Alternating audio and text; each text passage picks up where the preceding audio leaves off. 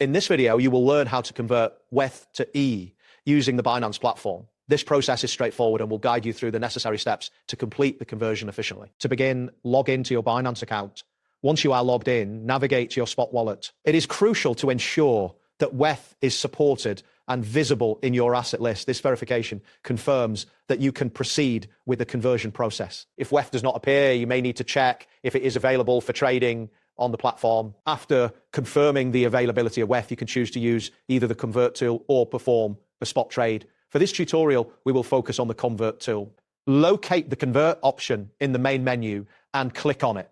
This will open a new interface for asset conversion. Here, you will need to select WETH as the asset you wish to convert and ETH as the asset you want to receive. Next, enter the amount of WETH you wish to convert into ETH. As you input the amount, the interface will display a preview of the rate for this conversion. It is important to review this rate carefully to ensure it meets your expectations. If everything looks correct, proceed to the next step. Once you are satisfied with the preview rate, you will need to confirm the conversion.